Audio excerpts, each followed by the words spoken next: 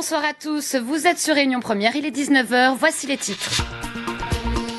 De faux billets de 50 € en circulation à La Réunion. Les fausses coupures sont faciles à identifier. Elles portent des caractères chinois de couleur bleue. Pour écouler ces billets auprès des commerçants, les escrocs les auraient pliés. Sur les réseaux sociaux, la gendarmerie appelle à la vigilance. Menace sur la rentrée scolaire. La plupart des communes ne pourront pas assurer l'ouverture des classes le 18 août prochain, faute de contrats aidés. La réaction des parents d'élèves à suivre dans ce journal. Et puis, nous ferons le point avec notre invitée, Erika Barrecht, députée et conseillère municipale de Saint-Denis. Saint-Denis, l'une des rares villes où la rentrée est maintenue, mais se fera en mode dégradé. À la une également, l'attaque contre des militaires à Levallois-Perret. Le suspect a été interpellé, sérieusement blessé par les policiers. Il est actuellement hospitalisé. Au lendemain des faits, on en sait davantage sur lui. D'origine algérienne, il n'était pas fiché S, son profil dans un instant. C'est un réel fléau sur notre île, l'errance animale. Selon les sources, il y aurait entre 150 et 400 000 animaux sans propriétaire à La Réunion. Récemment, il y a eu plusieurs attaques de troupeaux par des chiens errants. Nous verrons tout à l'heure quels moyens sont mis en place par les particuliers et par la fourrière pour lutter contre ce phénomène. Et puis la grande fête chinoise de Guandi à Saint-Denis, l'anniversaire du dieu guerrier démarre demain avec au programme 5 jours de défilés, d'ateliers et de spectacles. Nous avons suivi les préparatifs au plus près des bénévoles. C'est à découvrir en fin d'édition. Voilà pour les titres, je vous le disais. De faux billets de 50 € circulent actuellement à La Réunion. Pour le moment, peu de commerces sont touchés, mais la gendarmerie appelle à la prudence pour différencier les fausses coupures des vraies. Sachez que les premières sont des imitations grossières. Les précisions de Nathalie Rougeau et Florence Bouchou. Voici le faux billet qui circule actuellement à La Réunion. C'est une grossière copie de l'ancienne coupure de 50 €. On y voit des caractères chinois bleus, rien à voir avec le vrai billet. C'est la gendarmerie qui lance un appel à la prudence sur sa page Facebook, car une dizaine de commerçants ont été victimes de cette arnaque. Du coup, les responsables de magasins sont sur leur garde. Ça dépend des billets. On faisait attention un petit peu aux billets de 200 €, 200 € parce que voilà, on sait que c'est plus rare. Mais les billets courants de 20, de 10, de 50, on ne faisait pas attention du tout jusqu'à maintenant. C'est vrai. Qu'est-ce que ça vous fait de savoir qu'il y a des faux billets C'est sûr qu'on va être plus vigilant. Une vigilance mêlée à de l'inquiétude, d'où cet appel de la Chambre de commerce et d'industrie. Mais moi, je dis aux commerçants aujourd'hui de prendre ne serait-ce un peu plus de leur temps, mais au moins d'être sûr que ces billets-là sont des vrais billets. Parce que n'oublions pas que nous sommes dans une économie difficile. Donc 50 €, c'est un coût pour un petit commerçant, peut-être moins pour un grand patron, mais beaucoup plus pour un petit commerçant. Dans les marchés où l'argent liquide circule beaucoup, certains commerçants sont équipés. Pas de détecteur de faux billets, mais un stylo magique. Des fois, quand j'ai un billet, je ne suis pas trop sûre, donc je fais comme ça, là, pour voir si c'est faux ou pas faux. Mais sans équipement, comment distinguer un vrai billet d'un faux? Plusieurs techniques existent. Première chose à faire, bien déplier et regarder le billet. Ne serait-ce que déjà en le touchant, on s'aperçoit que le papier est craquant et donc un vrai billet. Quand on le passe dans le soleil, on voit qu'il y a un filigrane, on voit qu'il y a un fil métallique dans le papier. Il y a aussi des couleurs qui changent quand on incline le billet. Pour en savoir plus, l'IEDOM propose des formations gratuites aux commerçants. Être bien informé, c'est éviter à coup sûr d'être abusé par les contrefacteurs. Nous vous en parlions déjà ce midi, l'emblématique restaurant Le Bambou, ravagé par les flammes à l'étang salé la nuit dernière. Heureusement, aucune victime n'est à déplorer. Selon les premiers éléments de l'enquête, il s'agirait d'un acte malveillant. Les détails avec Jacques Payette et Chantier Dino. Des larmes dans les yeux, une accolade pour se réconforter. Le personnel est indigné. Il n'y a plus de restaurant, plus de travail. Le restaurant n'est plus qu'un amas de tôle. La structure métallique a vrillé sous l'effet de la chaleur. Tout a brûlé, du sol au plafond. Supposons qu'ils auraient fait ça hier soir, on était à l'intérieur. Ça aurait pu être mortel. Du coup, moi, je suis très très déçu parce que déjà, pour mon patron, déjà, qui est mon boss, il ne doit pas être dans ces états ce matin déjà. Pas évident du tout. Hein. Un peu plus loin et un peu plus tôt dans la soirée, un témoin aurait vu des jeunes mettre le feu à des poubelles. L'acte malveillant semble une piste sérieuse pour les enquêteurs. Le feu serait parti d'une poubelle et se serait propagé au restaurant.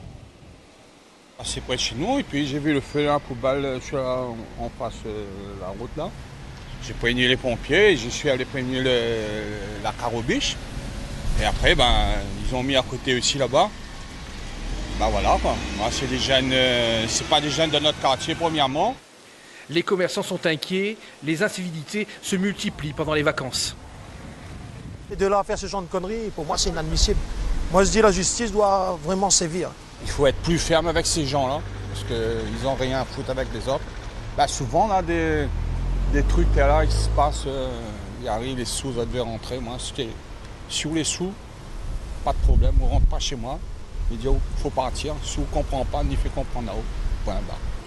Le patron du restaurant La Carangue ne reste pas insensible à la situation de son concurrent voisin. Aujourd'hui, il baisse le rideau par solidarité. Il n'accueillera pas de clients. Les travaux de désensablement du port de Sainte-Marie devraient enfin débuter la semaine prochaine. La Chambre de commerce et la CINOR ont tranché ce matin. Cette décision fait suite à la mobilisation des pêcheurs et des plaisanciers lundi dernier. Ils réclamaient que soient retirés les bancs de sable accumulés à l'entrée du port. Le chantier entraînera la fermeture totale du site pendant un mois à partir du 17 août prochain. Passons à la campagne sucrière dans le sud avec des planteurs d'un tracas à l'usine de Grandbois. La richesse de la canne n'est pas au rendez-vous. Elle est inférieure à celle de l'année dernière à la même période. S'ajoute à cela la mauvaise météo. Un gros manque à gagner pour les agriculteurs. Les détails avec Mélissa Gadjaï et Jacques Payette. Les camions chargés de cannes se font rares à l'usine de Grandbois. Les agriculteurs sont d'humeur maussade à l'image de la météo. Depuis près de 2 semaines, les averses rendent la récolte difficile. Les champs sont impraticables, en particulier dans les Hauts. Habituellement, 1600 tonnes de cannes par jour sont réceptionnées sur la balance de Grandbois. Le président de la FDSEA accuse déjà une perte de 10% par rapport à l'année dernière. Les livraisons sont vraiment ralenties depuis le démarrage. On a constaté dans l'Est également des pannes à répétition aussi au niveau de l'usine de Bois-Rouge. Et reste maintenant le temps sur le sud qui est très mauvais depuis 15 jours, depuis le démarrage de la campagne. Et on espère que tout ça va s'améliorer. Un problème de quantité mais aussi de qualité. La richesse de la canne est en baisse sur l'ensemble de l'île. Les balances de Stella Matutina et des tamarins affichent déjà un point de richesse en moins. La richesse de la canne, c'est elle qui définit le revenu de l'agriculteur, donc très important. Un point de richesse équivalent à 5 €, donc quand vous perdez un point, c'est 5 € par tonne de canne qui est perdu. Les usines font aussi face à un manque de main-d'œuvre cette année à cause de la diminution du nombre de contrats aidés dans l'île. À cela s'ajoutent les retards dus à la grève des planteurs et des mauvaises conditions météorologiques. La campagne sucrière de 2017 s'annonce rude. Tournons-nous vers l'usine de Bois-Rouge à présent. Près de 120 000 tonnes de canne ont déjà été broyées en 3 semaines de campagne. Et pour ce faire, les machines tournent en continu. L'usine ne dort jamais. Elle fait même l'objet de visites touristiques nocturnes. Henri-Claude Elma et Daniel Fontaine ont eux aussi passé une nuit blanche. Reportage. Le soleil se couche et dans la nuit naissante, le ronflement de l'usine de Bois-Rouge semble avoir gagné en intensité. Elle ne dort presque jamais. 24 heures sur 24, 6 jours sur 7. Elle est alimentée en canne. Il sort de Beaufort jusqu'à Bois-Rouge et en moyenne c'est 4 rotations. D'accord. Mais fatigant, pas fatigant? Non, ça va. Moi le travail de nuit, ouais, mais je préfère la nuit, c'est plus tranquille. Jusqu'à 2 h du matin, les cachalots vident les plateformes de réception. L'usine doit broyer 8000 tonnes de canne par 24 heures. Quand la canne reste au sol, on peut soit perdre le jus qui est contenu dans la canne, soit le sucre qui est contenu dans la canne va se dégrader à cause de la chaleur. Rien ne doit donc perturber le fonctionnement continu et régulier de l'usine. On va changer le griffe. C'est ça? On va remettre un autre. Parce qu'il y a un problème.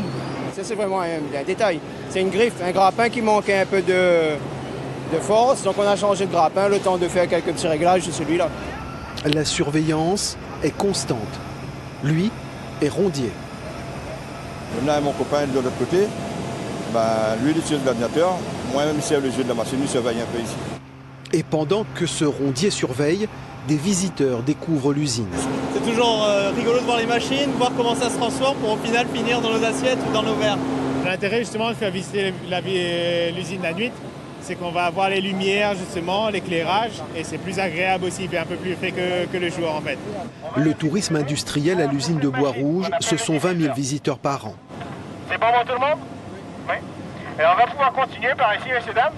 et arriver dans la salle de contrôle au palier supérieur. Les milieux travaillent la nuit. Parce qu'il y a moins de monde et plus que ça, on est plus concentré sur notre travail. Ici, les techniciens suivent les 5 phases de la production de sucre. Le résultat de labo, en fait, il donne à nous toutes les informations nécessaires à intervenir si au cas où il y a des soucis. J'analyse tous les produits de l'avant-usine et à l'arrière-usine, il y a quelqu'un d'autre. Sur la vingtaine de personnels présents cette nuit-là, 2 femmes. Elles contrôlent notamment le sirop La Cuite, aussi sombre que la nuit. On a concentré et le saccharose qui était en solution ne retrouve son état à l'équilibre que sous forme de cristal. Donc c'est pour ça que les cristaux se forment. Depuis les débuts de la campagne, l'usine a produit 4500 tonnes de sucre. Maintenant, un secteur qui se porte bien, celui du tourisme à La Réunion. Regardez ce chiffre, une hausse record, plus 14,9% de touristes pour le premier semestre 2017 par rapport à l'année dernière, soit un total de près de 230 000 visiteurs chez nous, pour la plupart venus de France métropolitaine, mais aussi de la zone océan Indien, avec à la clé des retombées économiques conséquentes, plus de 142 millions d'euros de recettes pour le secteur du tourisme extérieur. Venons-en au dossier de ce journal, la baisse de 75% du quota de contrats aidés. On l'a vu cette semaine, le préfet a proposé 1800 emplois pour le second semestre 2017, alors que les collectivités en attendaient au moins 5000. Une donnée qui intervient alors que le taux de chômage explose à La Réunion. Pour mieux comprendre la situation, l'analyse d'Hakim Ali Saïd. Bonsoir Hakim. Bonsoir. Pourquoi cette baisse et quelles conséquences va-t-elle avoir sur notre économie ?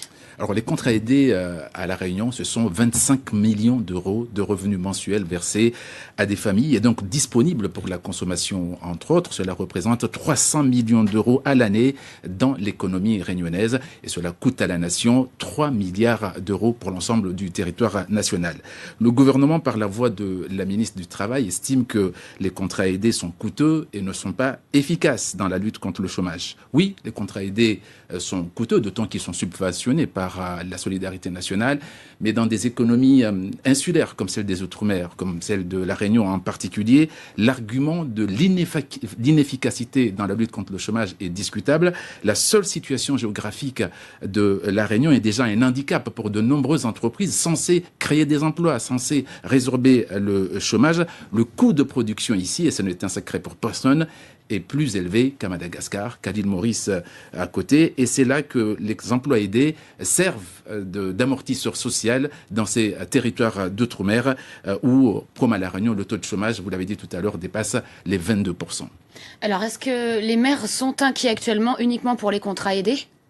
Les élus de proximité sont inquiets parce que d'abord, ce sont eux qui vont se retrouver demain matin face au père de famille, à la mère de famille qui espérait un renouvellement de son contrat aidé. C'est au maire de donner les explications. Les élus sont inquiets parce que sur la table du gouvernement, il y a en ce moment le projet de loi qui vise à exonérer en 3 ans, dès l'année prochaine, la taxe d'habitation pour 80% des contribuables. C'est un manque à gagner pour les communes.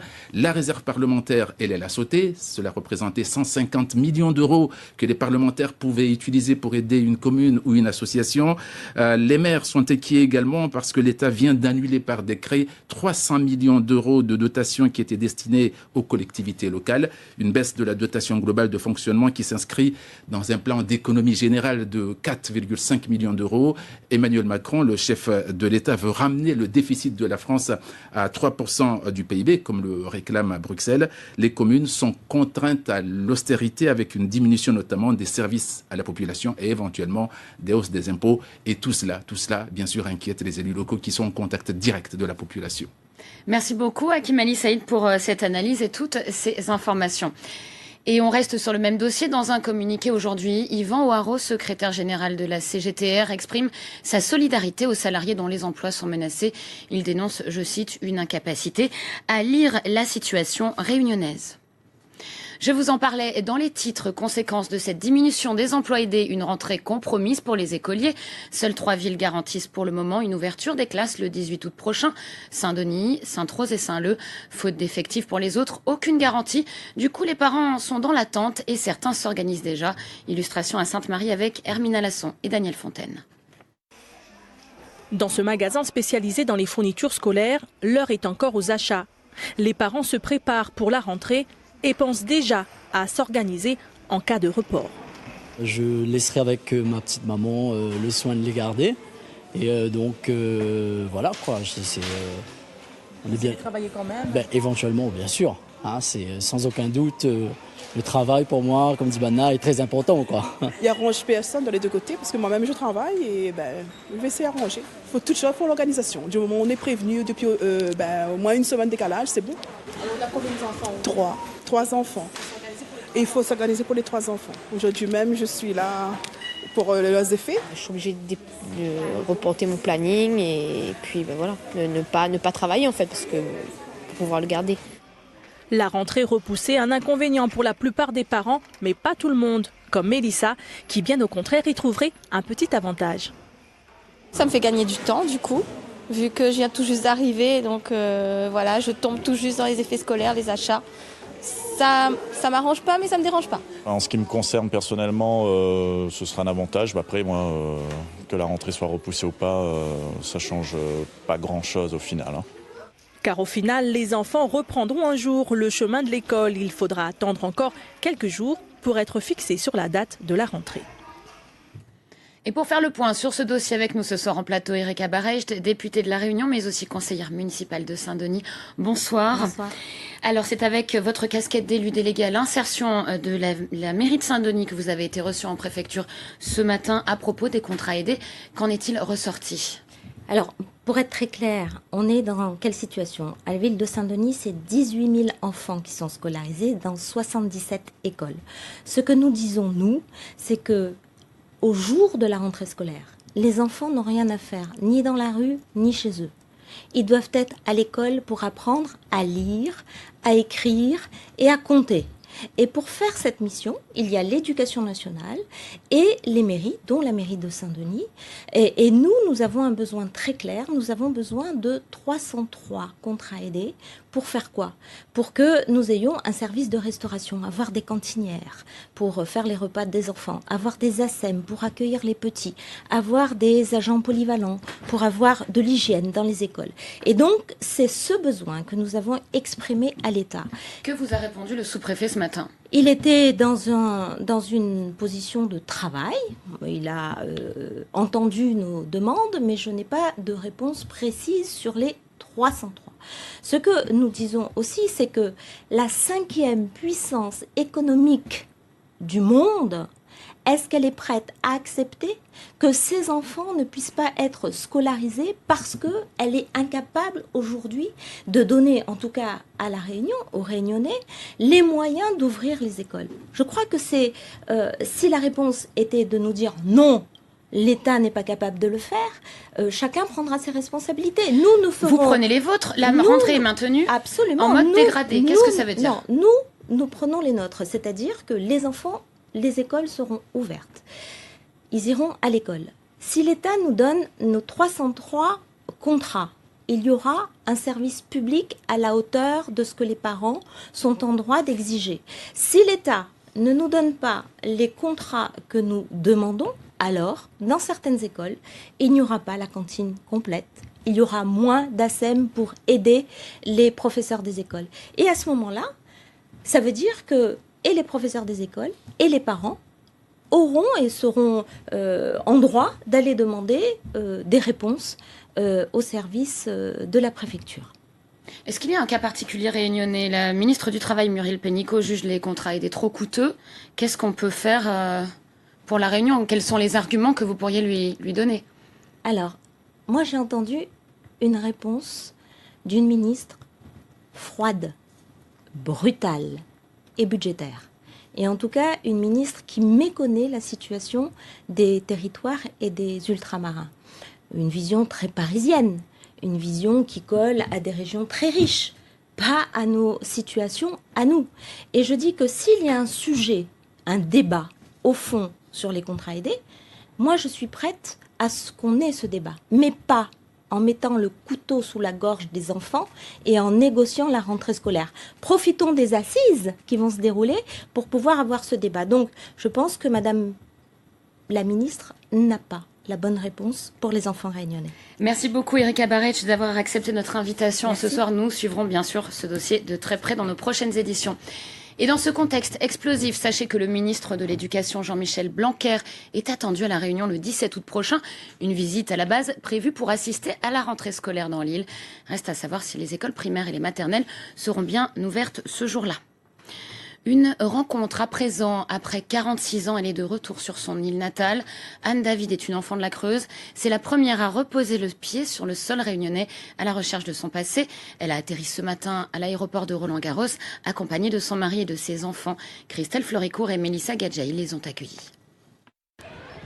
Un sourire timide, comme un peu déboussolé. 46 ans plus tard, Anne David repose pour la première fois les pieds sur son île natale. Un moment où les émotions se confondent. En janvier 71 que j'ai quitté le tarmac ici et que j'arrive aujourd'hui, on est quoi, le 10 août, quelques années après, c'est incroyable. Quand j'ai commencé à voir l'île, c'est vrai que j'avais une boule d'angoisse. Mais bon, heureusement que j'ai mes enfants avec moi, donc hop, on y va. Et puis là, je ne pouvais plus faire marche arrière. C'est en novembre 2016 que le déclic a lieu.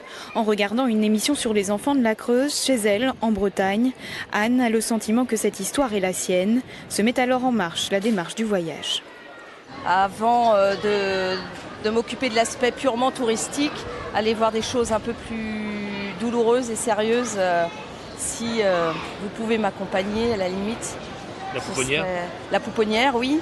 Et puis conseil général pour aller voir le dossier complet. Voilà. Elle est la première à bénéficier du dispositif mis en place par le ministère des Outre-mer. Et pour l'aider dans son cheminement, l'association Racines en l'air. Les Réunionnais qui bénéficient de ce dispositif puissent être comme nous, être bien dans leur vie et repartir avec beaucoup plus de richesse. Son séjour à La Réunion, Anne David le passera chez sa famille, une boucle qu'elle souhaite aujourd'hui boucler. Je suis partie d'ici avec tout habillée et puis je reviens me revêtir de ma tenue originelle, si on peut dire. Comme chaque année, à la même période, la recrudescence d'abandon d'animaux. Ces dernières semaines, 52 biches et fans ont été massacrés au tampon par des chiens errants.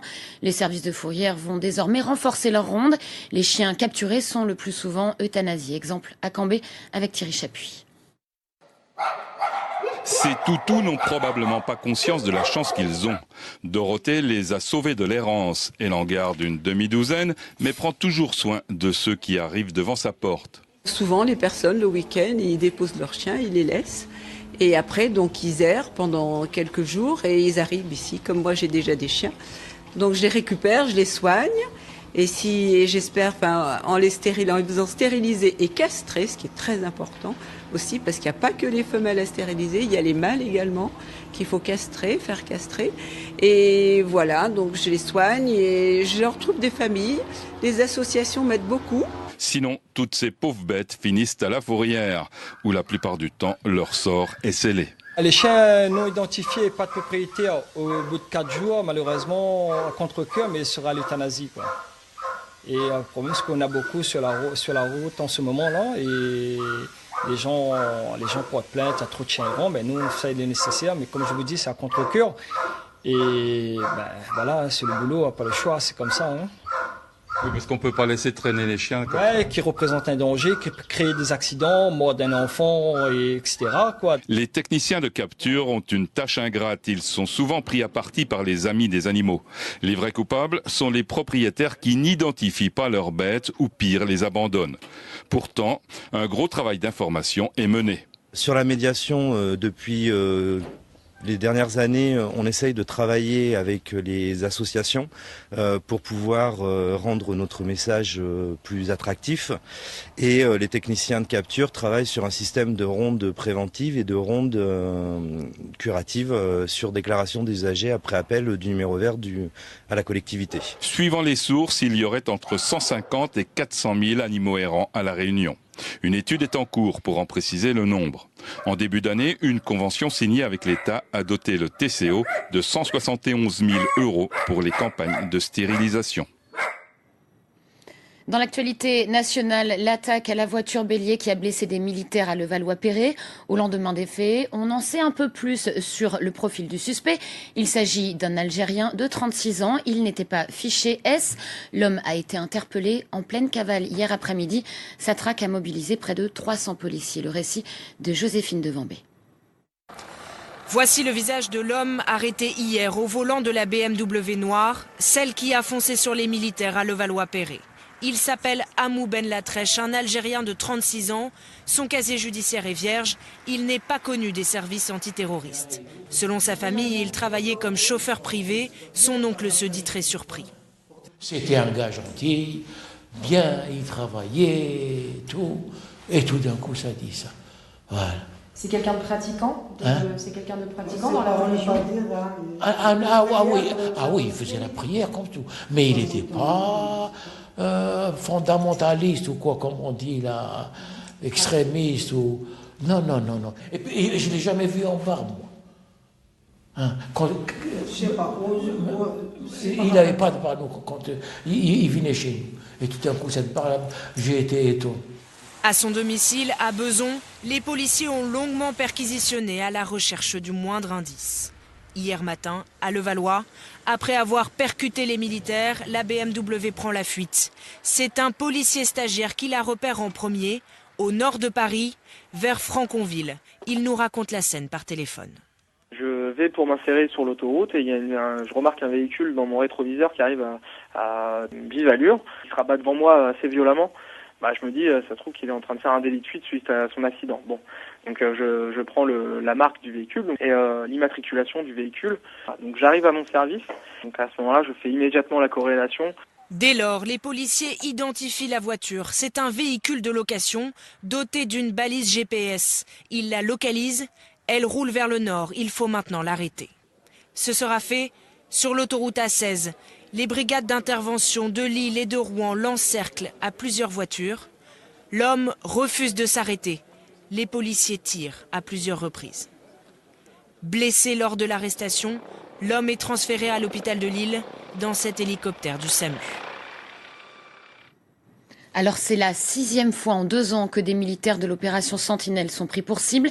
Cette attaque relance la polémique sur l'intérêt de ce dispositif. Il mobilise en permanence 7000 soldats sur notre territoire. Est-il réellement efficace ou faut-il l'adapter, voire le supprimer? La question fait aujourd'hui débat. Jean-Baptiste Marteau. Des militaires de l'opération Sentinelle, une nouvelle fois pris pour cible. Au sein de la classe politique, presque tous les groupes critiquent l'efficacité du dispositif, mais à des degrés très divers.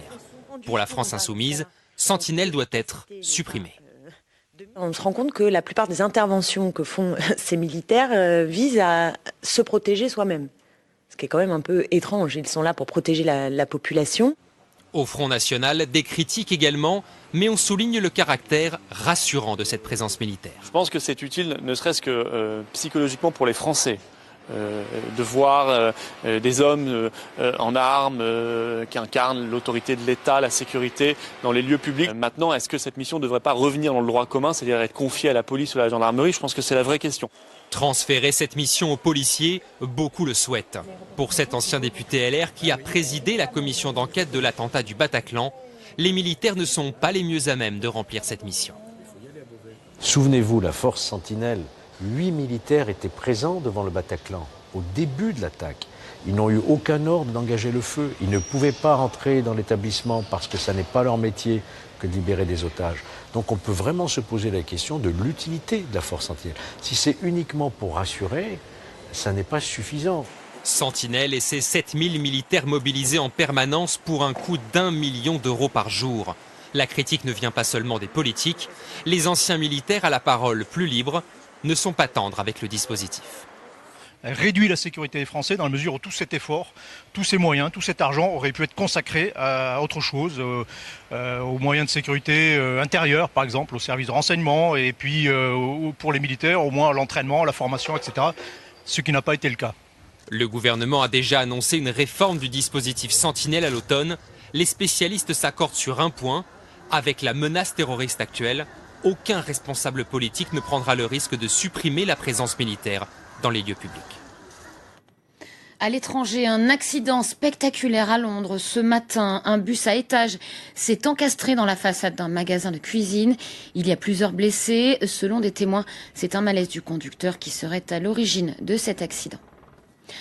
Un mot de sport, on vient de l'apprendre, le nouveau champion du monde de Muay Thai est réunionnais. Il s'agit de Cédric Desruisseaux. Il a remporté son titre mardi soir à Hong Kong dans la catégorie des moins de 67 kilos. On termine avec une grande fête du calendrier chinois, l'anniversaire de Guandi. Les festivités en hommage aux dieux guerriers démarrent demain à Saint-Denis. Le thème cette année, la bienveillance. Pour l'occasion, des artistes sont venus tout spécialement de Chine. Sigrid Chan Kaibon et Willy Thévenin ont assisté aux préparatifs avec les bénévoles. Les dernières lanternes à suspendre, les bénévoles s'activent pour terminer la transformation de la rue Sainte-Anne qui va accueillir pendant 5 jours les festivités de Guandi. Toutes les générations ont travaillé ensemble pour donner vie à ce Chinatown pays. J'ai aidé les gens, j'ai déplacé les chaises, les tables. Franchement, j'aime bien travailler comme ça. Je cours dans tous les sens, dans tous les étages du parking pour pouvoir décorer. Comme ma sœur avait fait aussi, on s'est dit que ça pouvait être bien dans les vacances, aider les personnes, de faire une fête. C'est pour mes parents, pour la famille et en même temps ça fait des amis, du coup on revient chaque année et ça fait un plaisir de les revoir, quoi. Guandi, le dieu guerrier, est vénéré à La Réunion pour ses valeurs morales, son courage, son honneur et son honnêteté. Cette année, la bienveillance contagieuse sera incontournable. Dans ces temps difficiles que nous connaissons dans notre pays, y compris à La Réunion, c'est peut-être important à travers cette fête de véhiculer la bonne entente et on va dire la tolérance globale à l'île de La Réunion. À la découverte de la culture chinoise, vous allez être immergés. Des cours de cuisine ou food court jusqu'aux divers ateliers d'initiation et de démonstration de l'art chinois au village des Han. En passant par les traditionnelles danses de lion et de dragon, l'Empire du Milieu en inspirera plus d'un jusqu'au 15 août prochain. Les festivités de Guandi se déroulent donc du 11 au 15 août, rue Sainte-Anne à Saint-Denis, avec un grand défilé demain à 14h. C'est ainsi que se termine ce journal. Tout de suite, la météo avec Yael Trulès. Pour l'information, rendez-vous avec Nadia Tayama demain dès 12h30. Merci de votre attention. Excellente soirée à tous. L'information continue sur les réseaux sociaux et sur notre site internet réunionpremière.fr.